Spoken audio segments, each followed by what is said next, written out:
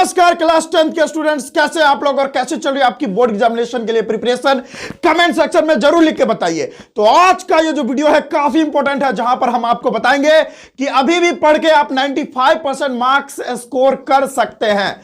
तो क्या ट्रिक है भाई, आज मैं बताऊंगा आप कैसे पेपर को हैक कर सकते हैं एक तरह से। ठीक है, आपको बस 5 स्टेप फॉलो करने हैं। अगर आप ये 5 स्टेप फॉलो कर लेते हैं स्टूडेंट्स, तो आप डेफिनेटली 95% अभी से लेके आ सकते हैं। भाई साहब, आप टॉपर की तरह सोचो। टॉपर पूरा चैप्टर, पूरा सिलेबस नहीं पढ़ते, यानी जो पूरा चैप्टर है, जैसे मान के चलिए साइंस में लगभग 16 चैप्टर है, तो वो पूरा चैप्टर नहीं पढ़ते, वो वही चैप्टर पढ़ते हैं जहां से ज्यादा क्वेश्चंस एराइज होते हैं। समझ में है? क्योंकि अभी हम लोग के पास उतना टाइम नहीं है ना जो हम पूरा सिलेबस पढ़ने बैठ जाए।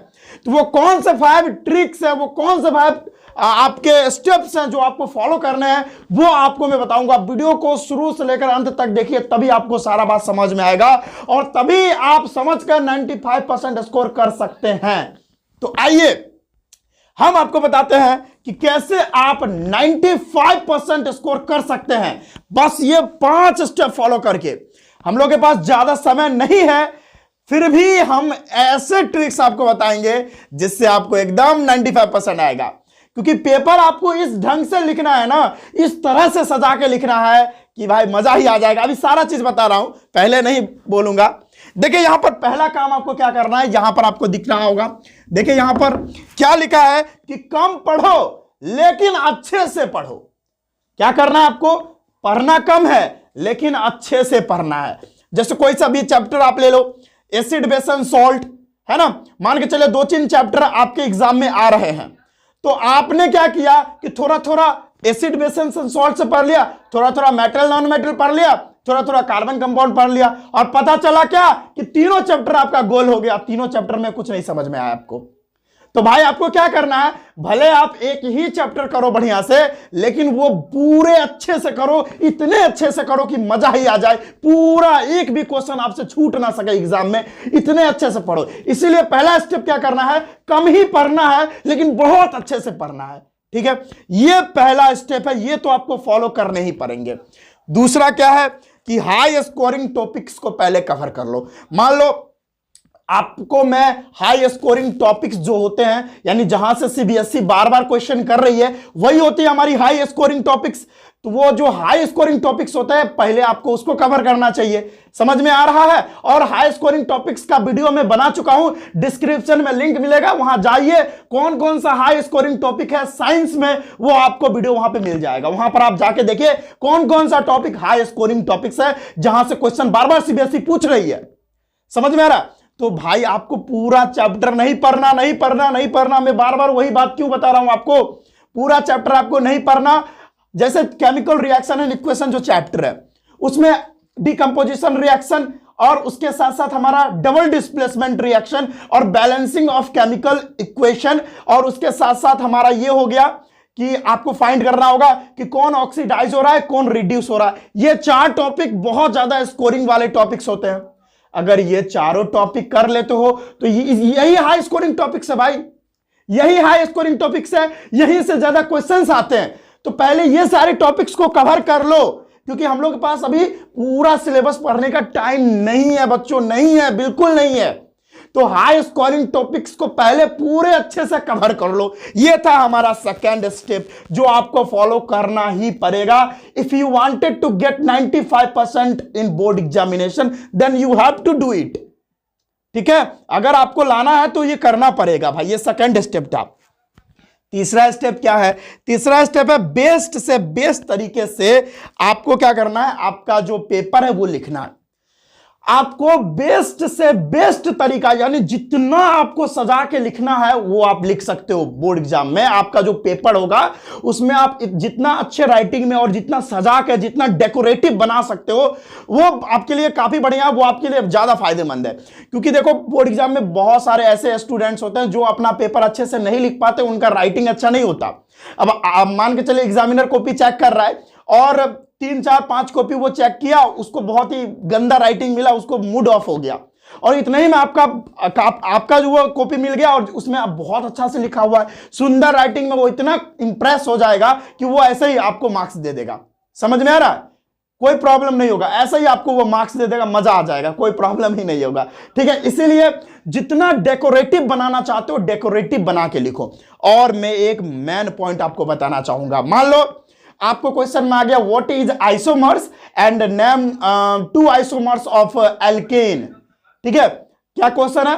Name what is isomers and name 2 isomers of alkyne. Alkyne पूछ दिया तो भाई सीबीएसई ना स्टेप मार्किंग करती है, स्टेप मार्किंग आपको स्टेप वाइज नंबर देती है।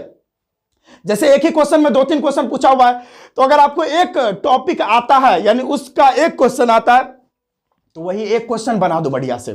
ठीक है, वो सुंदर राइटिंग में आपको पूरा में पूरा मार्क्स मिल जाएगा। सीबीएसई हमेशा स्टेप मार्किंग करती है, चाहे कोई सा भी सब्जेक्ट हो। चाहे आप मैथ का एग्जाम दे रहे हो, मैथ में भी आप पूरा एकदम पूरा सोल्यूशन नहीं दिए, लेकिन आप मैथ में आपका प्रोसेस अच्छा है तो प्रोसेस वाइज आपको मार्क्स मिलते हैं मैथ में। एसएसटी में आपको एकदम पॉइंट बाय पॉइंट आपको लिखना है, हर एक पॉइंट में आपको एक एक मार्क्स तो मिल जाएंगे मिनिमम, मजा आ जाएगा भाई। जैसे आपको 5 मार्क्स का क्वेश्चन एसएसटी में सोशल साइंस में पूछ रहा है, ठीक है, तो उसमें आपको 2 ही 3 पॉइंट याद है, तो पॉइंट वाइज अगर लिख दोगे ना, 3 पॉइंट लिख रही है तो 3 मार्क्स तो ऐसे ही मिल गए आपको। ठीक है, तो पॉइंट वाइज लिखने और वो भी सजा सजा कर, ये सब कर लोगे ना, यही भाई यही बेस्ट तरीका। मैं क्या ही बताऊं आपको, पॉइंट वाइज, ऐसा नहीं कि कहानी बना के पूरा लिख रहे हैं। सोशल साइंस में ऐसा नहीं होता और साइंस में भी ऐसा नहीं होता। कहानी बना के मत लिखिए, आपको अगर लिखना है तो पॉइंट बाय पॉइंट एरो लगा के लिखिए, एरो लगा के लिखिए, पॉइंट बाय पॉइंट लिखिए, आपको स्टेप मार्किंग का बहुत अच्छा मार्क्स मिल जाएगा। और यह सब देख के एग्जामिनर बहुत ही खुश हो जाता है, क्योंकि भाई वो देखो कोई भी टीचर्स अगर कॉपी चेक कर रहे हैं तो उनको भाई एक आंसर शीट दे दिया जाता है, वही आंसर शीट के को देखकर वो अपना जो है वो कॉपी चेक करते हैं।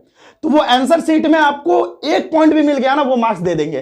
ठीक है, तो इस हिसाब से करना है और सुंदर राइटिंग में और सजा के और पॉइंट वाइज लिखना है। यही था तीसरा स्टेप आपका। चौथा स्टेप क्या है?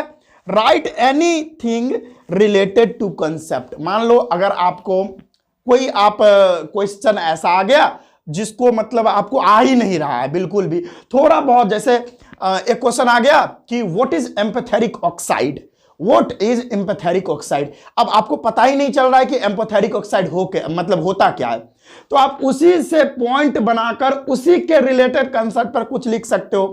ठीक है, कुछ भी आप जो है उसी क्वेश्चन के हिसाब से एकदम बना के कुछ भी मत लिखना, उसी से रिलेटेड कॉन्सेप्ट पर लिख देना है, क्वेश्चन नहीं छोड़ना है आपको। जैसे एम्पैथेटिक ऑक्साइड में आप क्या लिख सकते हो कि एम्पैथेटिक ऑक्साइड और ऑक्साइड, आप अपने हिसाब से, जो मेरे को तो आता है मैं तो सही बताऊंगा, लेकिन आपको अगर नहीं आता है तो उसी के रिलेटेड कंसेप्ट पर आप कुछ भी लिख सकते हो और लास्ट में क्वेश्चन वाला उतार सकते हो। इसमें भी आपको पूरा मार्क्स नहीं मिलेगा, लेकिन कुछ तो मिल जाएगा। अगर आपको नहीं आता था तो वैसे 0 मार्क्स मिलता, और अगर आप उसको अटेम्प्ट कर लिए क्वेश्चन को, तो अगर 2 मार्क्स का क्वेश्चन था तो 1 मार्क्स तो मिल ही जाएगा ना।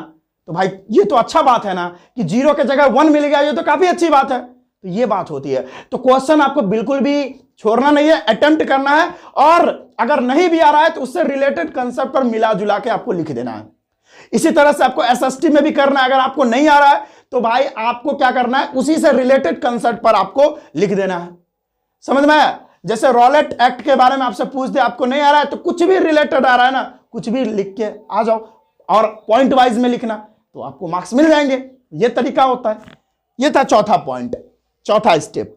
और भाई 5वां स्टेप, पूरा क्वेश्चन अटेम्प्ट करना है। वही बात जो मैं अभी किया कि जितने भी क्वेश्चंस होंगे सारे क्वेश्चन को अटेम्प्ट करना है आपको, सारे क्वेश्चन बनाने हैं, एक भी क्वेश्चन छोड़ने नहीं है।